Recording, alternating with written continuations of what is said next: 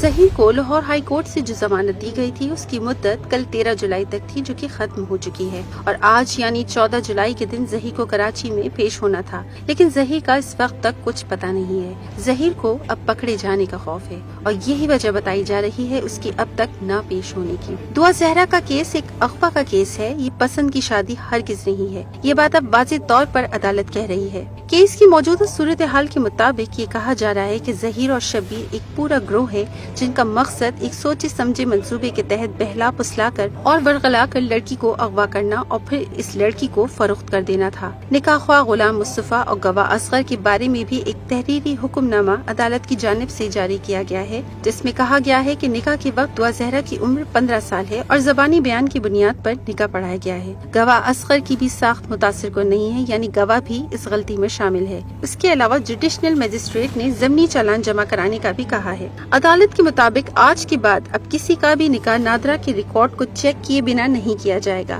اس کی وجہ دعا زہرا کا جعلی نکاح ہے جو کوویڈ کے جعلی سرٹیفکیٹ کی بنیاد پر بنا ڈاکومنٹس کے کر دیا گیا تھا۔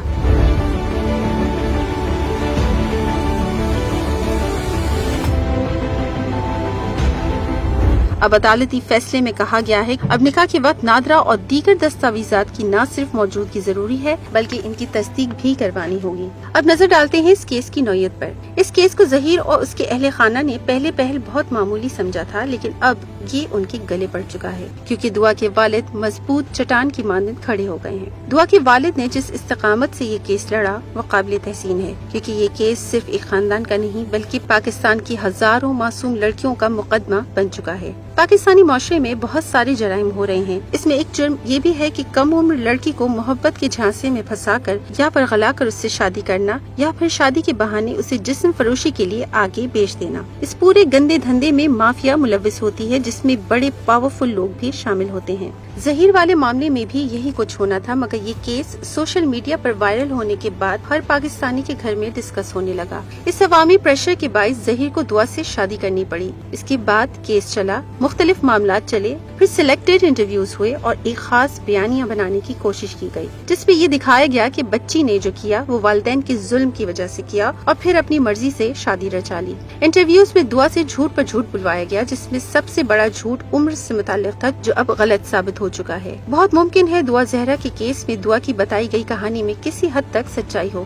یہ بھی ممکن ہے کہ دعا زہرا کے والدین اس پر سختی کرتے ہوں اور وہ بچی تھوڑی باغی ہو گئی ہو، جس کے باعث اس معصوم ذہن کی بچی کو کسی ایسی سماعت کی ضرورت ہو جو اس کے دل کی باتیں سن سکے، کیونکہ دعا زہرا عمر کے جس حصے میں تھی اس میں اندرونی طور پر ایک تلاطم برپا ہوتا ہے جس میں ہارمونل چینجز کے ساتھ ساتھ جذبات بھی ابھرتے ہیں۔ ان سب چیزوں کا فائدہ اٹھاتے ہوئے ظہیر نے دعا کو شیشے میں اتارا اور پھر اسے ورغلایا، کیونکہ دعا کو وہ کان اور وہ جذبات چاہیے تھے جو اس کی باتیں سنے، اور وہ اسے ظہیر کی شکل میں مل گئے، جبکہ ظہیر کو ایک شکار مل گیا تھا، کیونکہ ظہیر کے دوست کے مطابق لڑکیوں سے باتیں کرنا اور انہیں شیشے میں اتارنا ظہیر کا پسندیدہ فعل تھا اور ساتھ ساتھ اسے اس کام میں بھرپور مہارت حاصل تھی۔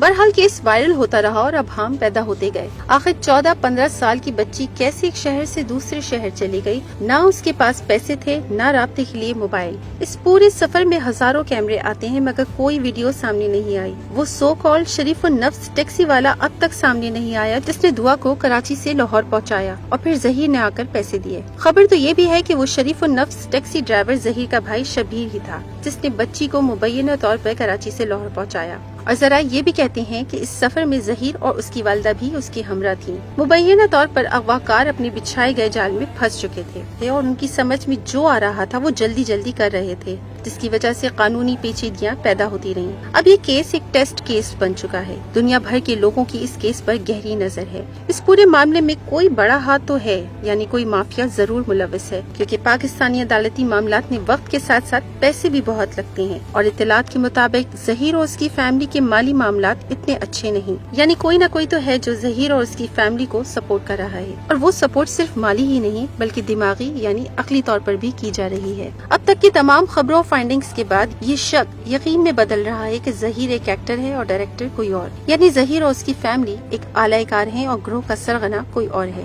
یعنی یہ گروہ ہیومن ٹریفکنگ کا وہ گروہ ہے جو لڑکیوں کو اندرون ملک اور بیرون ملک بیچتا ہے، اور اس مقصد کے لیے یہ گروہ لڑکیاں اغوا بھی کرتا ہوگا، اور اس مقصد کے لیے یہ گروہ لڑکیاں اغوا کرتا ہے اور انہیں ورغلا کر گھر والوں سے باغی بنا کر گھر سے بھاگ جانے پر اکساتا ہے۔ لیکن اب اس گروہ کے مکرو دھندے سے پردہ اٹھنے والا ہے، لیکن ڈر یہ بھی ہے کہ یہ گروہ اتنی آسانی سے سامنے نہیں آئے گا۔ بہت ممکن ہے کہ یہ گروہ اپنی اس جرم پر پردہ ڈلے رہنے کے لیے کوئی گھنونا قدم اٹھائے۔ اس طرح کی کیس پر نظر رکھنے والوں کا ماننا یہ ہے کہ اس معاملے کو دبانے کے لیے مبینہ طور پر اس گروہ کی جانب سے نہ صرف دعا زہرا کو بلکہ ظہیر کو بھی راستے سے ہٹایا جا سکتا ہے۔ اس سے پہلے کہ یہ گروہ کوئی قدم اٹھائے، قانون کو قدم اٹھا کر اس گروہ کو کچل دینا چاہیے۔ میں ہوں ثنا معیز، دیکھتے رہیے GTV ڈیجیٹل۔